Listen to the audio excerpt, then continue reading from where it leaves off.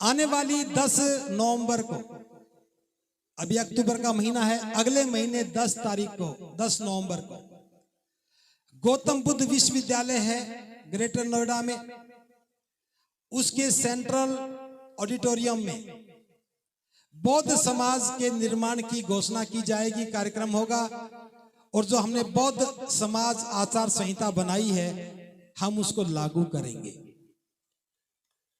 उसमें मैं आप लोगों को आमंत्रण दे रहा हूं, लेकिन इस आमंत्रण की कुछ शर्तें हैं, कुछ कंडीशन हैं। पहली कंडीशन तो यह है, आप भले ही आज बौद्ध ना हो लेकिन वहां आओ तो बौद्ध होकर के ही आना, क्योंकि वो बौद्ध समाज का कार्यक्रम है, किसी जाति का कार्यक्रम नहीं है, भीड़ का कार्यक्रम नहीं है, बौद्ध समाज के निर्माण का कार्यक्रम नहीं है। तो हम जातियों के लोगों को आमंत्रण नहीं दे रहे हैं। अभी आपकी कोई जाति हो सकती है, आप बौद्ध भी नहीं हो सकते हो, लेकिन आपके पास 1 महीने का समय है। भंते जी आपके पड़ोस में रहते हैं, आप चाहे नरोरा जाओ या भंते जी को बुलाओ, किसी और भंते जी को बुलाओ, कहीं और जाकर के दीक्षा लो।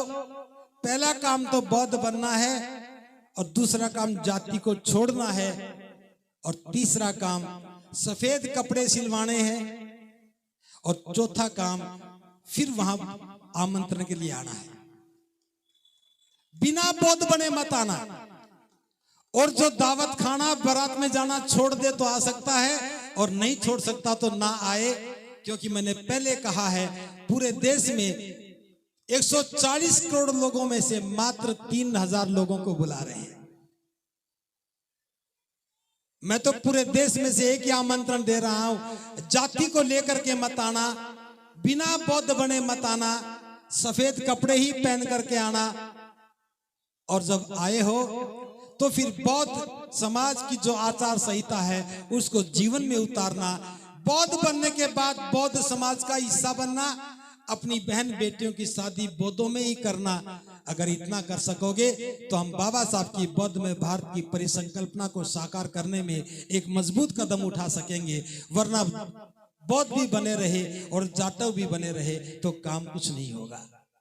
बहुत स्पष्ट आमंत्रण है, सबके लिए खुला आमंत्रण है, लेकिन साथ में एक और भी है, आपको अपने खाने पीने की सारी व्यवस्था खुद के पैसे से करनी है।